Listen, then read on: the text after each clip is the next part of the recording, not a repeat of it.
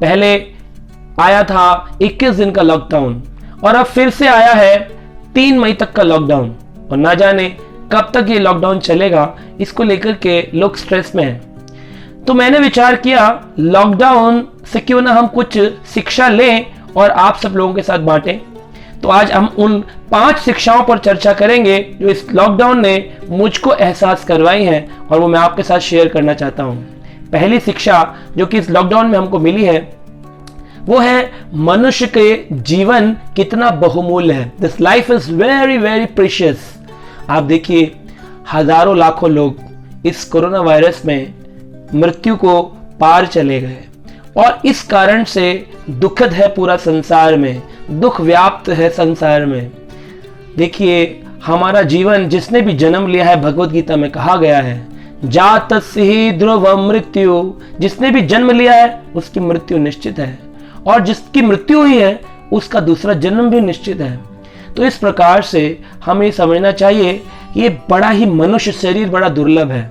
बड़े भाग्य मानुष तन पावा, सुदुर्लभ सब ग्रंथन गावा। सारे ग्रंथों ने कहा ये बड़ा ही भाग्यशाली होता है वो व्यक्ति, कोई मनुष्य शरीर पा करके, और उसको इसका सदुपयोग करना चाहिए। तो मैं इस लॉकडाउन से शिक्षा ली कि हमें अपने इस मनुष्य दुर्लभ देह का इस्तेमाल भगवान को जानने के लिए करना चाहिए। शरीर तो 3 प्रकार से अंत होने ही वाला है। या तो अगर किसी को शमशान में जलाया जाएगा तो वो भस्म बन जाएगा, राख बन जाएगा। अगर किसी को कब्रिस्तान में दफनाया जाएगा तो वो कीट बन जाएगा, कीड़ा बन जाएगा। या फिर कुछ प्रक्रिया होती है अंतिम संस्कार की कि लोगों को चील कौओं को डाला जाता है जिससे वो उनका भोजन बन सके, और फिर बाद में वो चील कौए पक्षी आदि वीट के रूप में अपने मल का त्याग करते हैं। तो भागवत कहता है भस्म, कीट और विट, यही 3 रास्ते हैं हमारे अंतिम संस्कार के। तो अगर इतना सब होने ही वाला है तो इस शरीर का सदुपयोग, जब तक इस शरीर में प्राण है, क्यों ना भगवान को जानने में इसका इस्तेमाल करें, क्यों ना कुछ अपनी चेतना पर काम किया जाए, क्यों ना अंतर्मुखी हुआ जाए, क्यों हम संसार की ओर ही हमेशा देखते रहें, अंतर्मुख हुए। ये शिक्षा मैंने इस लॉकडाउन से ली। दूसरी शिक्षा मुझे लगता है जो हम सब लोगों को सीखना चाहिए प्रकृति के बारे में। भगवान कृष्ण गीता में कहते हैं मया अध्यक्षेण प्रकृति सुयेत साचराचरम हेतानुनेन कांतुए जगत विपरिवर्तते। भगवान कहते हैं ये प्रकृति मेरी अध्यक्षता में काम करती है और भगवान ने प्रकृति को पूरी शक्ति दी है। लेकिन अगर हम मनुष्य इस प्रकृति का दोहन करेंगे तो प्रकृति विद्रोह करेगी। आप देखिए लोग मांस खा रहे हैं, लोग पॉल्यूशन फैला रहे हैं, चाहे वो नदियां हो, चाहे वो समाज हो, हर तरफ कूड़ा करकट गंदगी है। लेकिन जब से लॉकडाउन हुआ है तो एक स्टेटमेंट मैंने सोचा, man is locked but the nature is unlocked. इस समय प्रकृति तो खुली है लेकिन हम सब बंद हैं, पशु तो खुले हैं लेकिन हम बंद हैं। तो हमें सोचना चाहिए अगर हमने प्रकृति का सहयोग नहीं किया, एक दिन प्रकृति हमें ऐसी अवस्था में ले आती है कि हम बंद होकर के डर रहे होते हैं और पशु आराम से घूम रहे होते हैं, क्योंकि हमने पशु वध हत्या करी है, पशु का वध किया है। उस हत्या से, उनकी क्रूर हमने जो हत्या करी है, उस ब्रूटल मर्डर से, उस ब्रूटल डेथ से हमको बहुत सारा कर्स मिला है, बहुत सारा श्राप मिला है, जिसके कारण पूरे समाज को आज भोगना पड़ रहा है। तो इसमें प्रश्न हो सकता है हमने तो नहीं किया, फिर हमको क्यों भोगना पड़ रहा है। यहां पर तीसरी शिक्षा आती है कर्म सिद्धांत।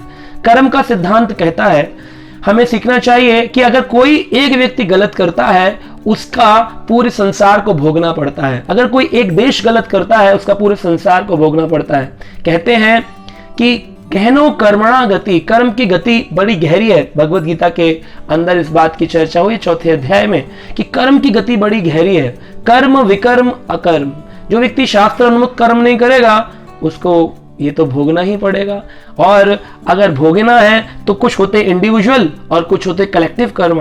जब हम इंडिविजुअल कर्मों का भोग भोगते हैं तो सिर्फ मुझको मिलेगा, लेकिन जब मैंने कोई कलेक्टिव गलत काम किया है तो उसका सामूहिक अंश रूप में पूरे संसार को भोगना पड़ता है। कहते हैं ना, एक मछली सारे तालाब को गंदा कर देती है। मैं तो ये कहता हूं ऐसा क्यों ना सोचें कि हम सब भगवान के चिंतन में लगे, हम सब थोड़ा नाम चिंतन करें। जैसे आज भी सभी के घरों में टेलीविजन में रामायण महाभारत आ रही है। क्यों आ रही है? क्योंकि सरकार भी जानती है, संसार जानता है, जब दुख की अवस्था हो तो क्यों ना भगवान की ओर मुड़ा जाए। तो कहते हैं दुख में सुमिरन सब करे, सुख में करे ना कोई, और जो सुख में सुमिरन करे तो दुख काहे को होए।